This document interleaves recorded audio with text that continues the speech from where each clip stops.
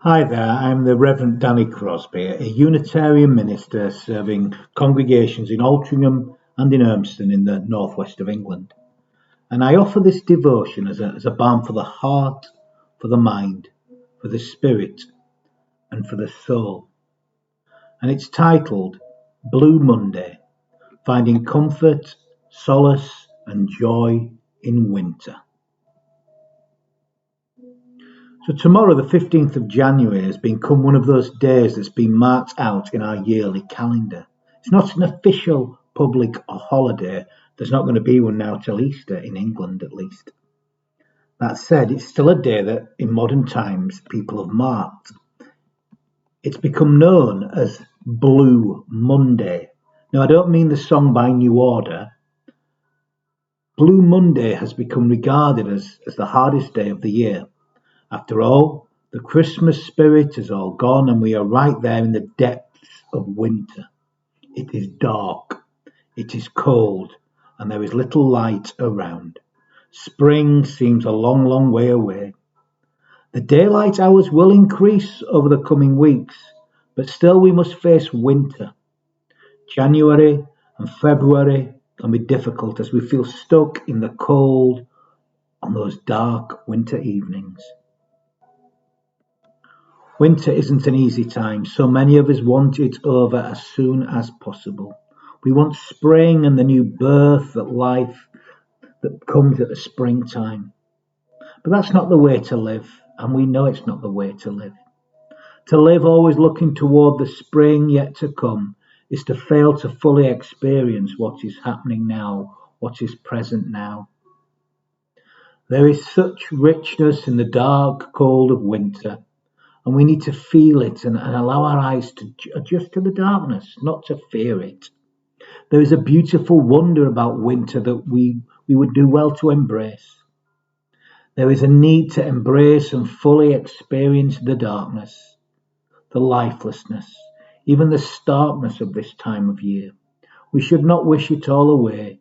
For everything there is a season and a time for everything under the sun. Whenever I look at the winter world, it looks barren and bleak, like those trees I passed through the other day as I wandered round Dunham Massey with Molly and friends, or even earlier on Saturday as I looked in Stamford Park with Molly and a dear friend as we enjoyed time out in the fresh air together. Those trees in winter, though, can look bleak. It can look bleak and barren. The trees look so vulnerable, just standing there all alone. And yet I know they are alive, standing there bold and upright. They remind me of my own vulnerability and my exposure to the cold of winter and to the challenges of life. Challenges I do not shrink from, even though I do from time to time feel tempted to turn away. But no, I turn toward. Like everybody, I want to feel safe, protected. I want to feel warm. I want comfort, and I seek solace. I do not want to feel cold, exposed, and vulnerable. It's a refuge that we all seek. Often it is a refuge that folks seek and believe they will find in religion or spirituality, as people prefer to call it. This sense that we are protected and safe so that something protects us and keeps us safe from physical harm, it seems. But is this realistic, really? So often we seek protection from the troubles of life, from life's winter. If life has taught me anything, to show me that the insulation I often seek can so easily become isolation. These attempts to protect myself from exposure only increases suffering in life. If I have learned anything in life, it's that self-protection just cuts you off and leaves you feeling all alone once again. What is needed to live through the winter is comfort and solace, not isolation and hibernation. Comfort and solace offer something different, something so needed in winter, something that can be found in so many different ways. I was thinking of comfort and solace as I enjoyed some traditional Transylvanian soup that a friend had given me, kind of a chicken kind of broth, traditional traditional food from that part of the world, hearty food. It brought me comfort. It brought comfort to my body, but it also brought comfort to my heart and my soul. It truly was chicken soup for the heart, the body, and chicken soup for the soul, as that wonderful book describes. And we need comfort in all areas in life. Solace and comfort can come from such simple things, things created in love, shared with one another. One of the advantages of ministry is that it really forces you to pay attention to the passing seasons. By doing so, you learn to appreciate what each season has to offer. Winter has so much to offer if we would but let ourselves appreciate it. I think the trees in winter have much to teach us, we who would prefer to hibernate. If I've learned anything, I have learned that the spiritual life is about living openly, living vulnerably. It's about accepting the reality of life, not trying to protect yourself from life itself. I don't need a suit of armor. It's about standing there upright, arms outstretched in the cold vulnerability of life, waiting for the time of rebirth and renewal, in whatever form that takes. To stand there proud and our true selves, like those trees in winter. Like the trees in winter.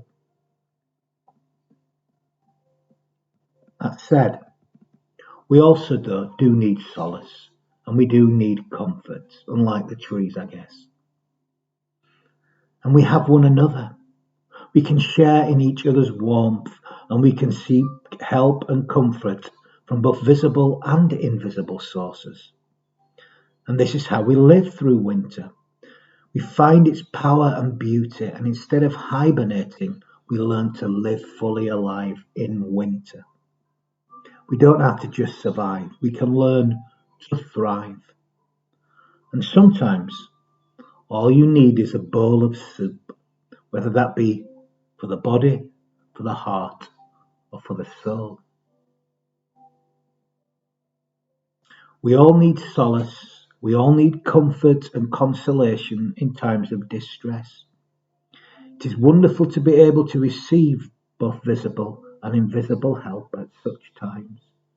If we're open to it, if we don't hide from it, if we don't hibernate from it, if we don't just feel like we just need to be protected from it, we will receive it. It's there, all available to us all the time. We can find solace even in the darkest of days, in the bleak midwinter, if you like. As David White so beautifully put in his essay on solace itself, he wrote this: "Solace is not an evasion, nor a cure for our suffering, nor a made-up state of mind. Solace is a direct seeing and participation, a celebration of the beautiful coming and going, appearance and disappearance of which we have always been a part. Solace is not meant to be an answer, but an invitation to the door of pain and difficulty, the depth of suffering and simultaneous beauty in the world that the strategic mind by itself cannot grasp nor make sense of." And solace isn't just about comforting us as we understand comforting, as a kind of, oh, there. It'll be okay. It's more than that. In its original meaning, there's a sense of pleasure, a sense of joy in solace. It's not just about feeling sorry for a person, if you like, offering just consolation. Brings to mind, actually, the 5th verse of the 30th Psalm, or the second half of it anyway. "Despair may last for a night, but joy comes in the morning." And me and some friends were sharing some joy early on Tuesday morning. There was much laughter in our coming together. Yes, some had their struggles, and they were offered comfort, a hug, and a listening ear. But we also shared in solace together as we laughed and had real fun, explosive laughter at times. And this is true solace, and it certainly warmed the cockles on that cold winter's morning. And another thing that's been bringing me solace, a great deal of joy actually, in fact, in recent weeks, has been remembering songs that my dad and my granddad used to sing to me as a child. And I've been sharing these songs with friends, just sending them voice notes actually, which must be a bit strange when they receive it. Very strange. And these songs were often quite rude and funny musical songs actually. And my dad and my granddad both gave them a Yorkshire twist, shall we say. They brought me solace when I was a child, when I needed it.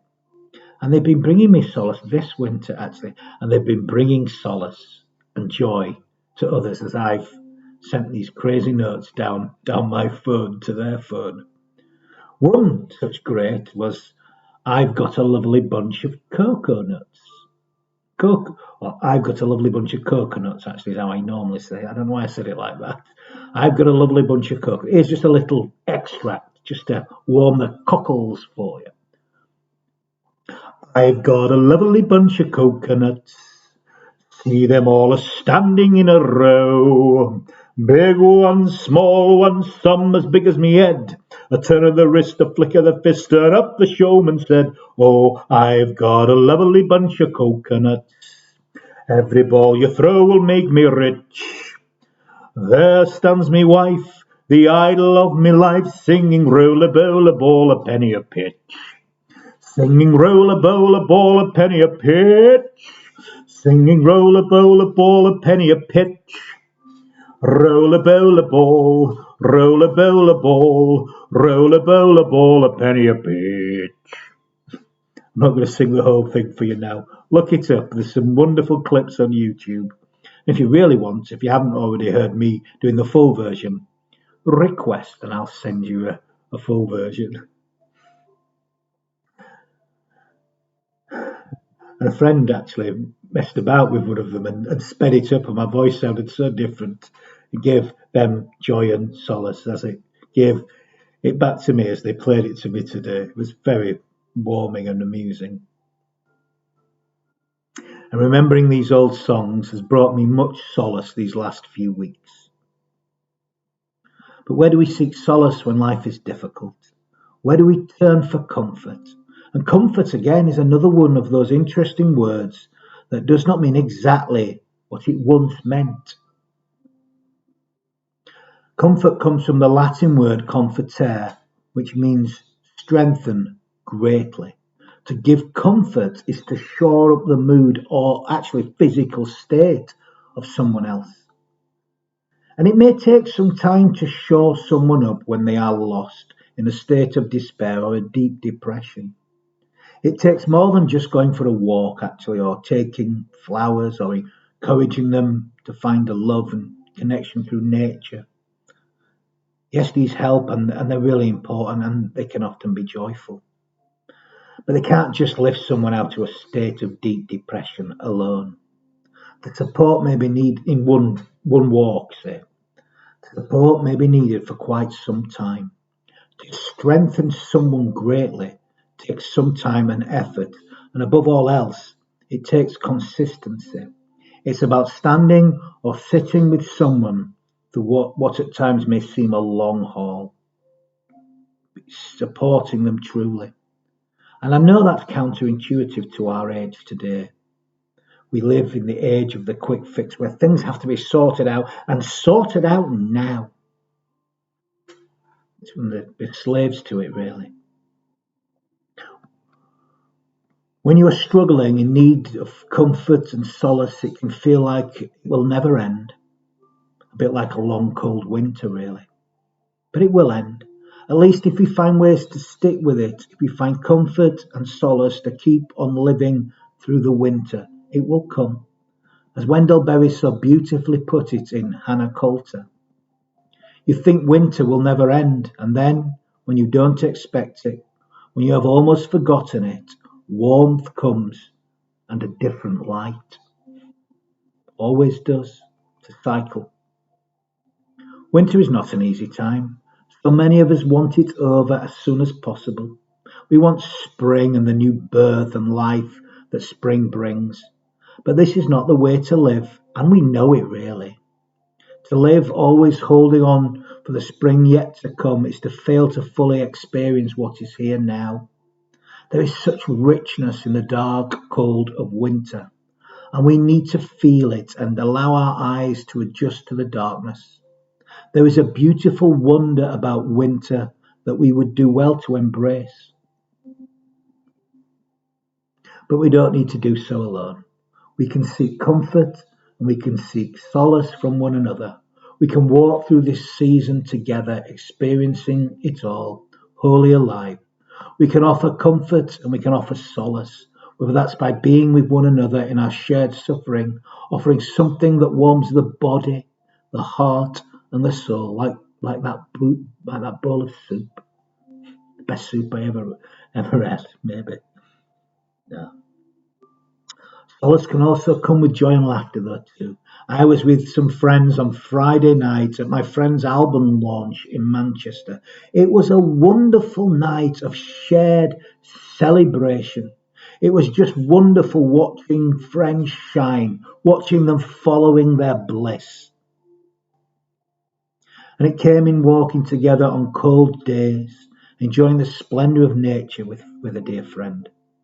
It can come in so many ways. I hope every one of you has your own Molly's, you know.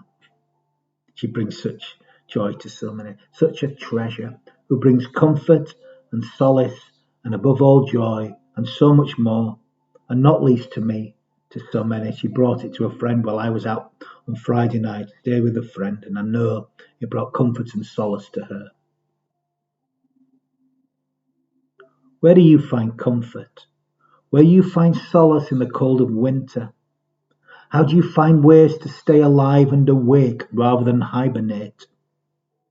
How can you find ways to support and comfort those struggling around you? How can you offer solace, whether by shoring up someone or bringing joy to their hearts? Perhaps this is something to think about on Monday morning, rather than sinking into Blue Monday. How does it feel to treat me like you do? No, let's bring solace, let's bring comfort, and let's bring joy to one another's hearts and minds. I'm going to end with some beautiful words by Kathleen McTeague about winter. Winter Blessing, it's called. Winter Blessing by Kathleen McTeague. The world catches our hearts through its light, splintering dance of sun on water, calm moonlight poured through branches, candles lit on early winter evenings, a splatter of stars on a clear night, and the bright eyes of those we love. But the brilliance never ends, even when the light goes out.